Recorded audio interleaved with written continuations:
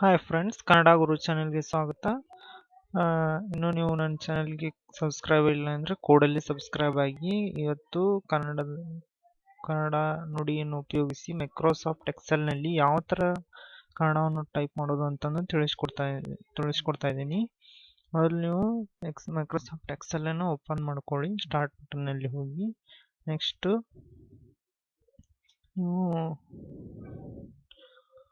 ನೀವು ನುಡಿ direct open ಮಾಡ್ಕೋಬೇಕು. ನುಡಿ ಡೈರೆಕ್ಟ್ ಓಪನ್ ಮಾಡಿದ ತಕ್ಷಣ ಅದು ಇಲ್ಲೇ ರೈಟ್ ಸೈಡ್ ಟಾಸ್ಕ್ ಬಾರ್ ನಲ್ಲಿ ಬಂದಿರುತ್ತದೆ. ಇಲ್ಲಿ ನೀವು ಏಕ ಭಾಷೆ ಅಂತಂದ್ರೆ ತಗೋಬೇಕು, ಸೆಲೆಕ್ಟ್ ಮಾಡ್ಕೋಬೇಕು. ನೆಕ್ಸ್ಟ್ F12 ಕೀ ಬಳಕೆ, ಇದು ಆಪ್ಷನ್ ಅನ್ನು ಸೆಲೆಕ್ಟ್ ಮಾಡಿ ಇಟ್ಟಿರ್ಬೇಕು. ಇವೆರಡನ್ನು ನೀವು ಆನ್ ಮಾಡಿ ಇಟ್ಕೊಂಡಿರ್ಬೇಕು, ಸೆಲೆಕ್ಟ್ ಮಾಡಿ. ನೆಕ್ಸ್ಟ್ ನೀವು ಇಲ್ಲಿ ಫುಲ್ ಎಕ್ಸೆಲ್ ಶೀಟ್ ಅನ್ನ ಸೆಲೆಕ್ಟ್ ಮಾಡ್ಕೋಬೇಕು. ಕಂಟ್ರೋಲ್ ಎ ಹೊಡೆದು ಫುಲ್ ಎಕ್ಸೆಲ್ ಶೀಟ್ ಅನ್ನ ಸೆಲೆಕ್ಟ್ ಮಾಡ್ಕೋಬೇಕು. ಎಕ್ಸೆಲ್ ಶೀಟ್ ಸೆಲೆಕ್ಟ್ ಮಾಡ್ಕೊಂಡು ನಿಮ್ಗೆ ಫಾಂಟ್ ಕನ್ನಡ ಫಾಂಟ್ ಅನ್ನ ಇಟ್ಕೋಬೇಕು. ನುಡಿ ಫಾಂಟ್ಸ್ ಕನ್ನಡ ಇದರಲ್ಲಿ ಇಲ್ಲಿದಾವೆ. ಯಾವ್ದು ಬೇಕು ನಿಮಗೆ ಅದನ್ನ ಸೆಲೆಕ್ಟ್ ಮಾಡಿ ಇಟ್ಕೋಬೇಕು. ನೆಕ್ಸ್ಟ್ ಫಾಂಟ್ ಸೈಜ್ ನಿಮ್ಗೆ ಎಷ್ಟು ಬೇಕು ಅಷ್ಟು ಇಟ್ಕೊಂಡು ನೀವು ಕನ್ನಡವನ್ನ ಇಲ್ಲಿ ಟೈಪ್ ಮಾಡಬಹುದು. ನೋಡಿ, ನಂಬರ್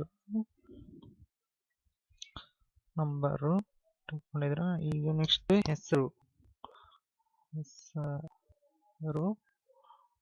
ವಿಳಾಸ,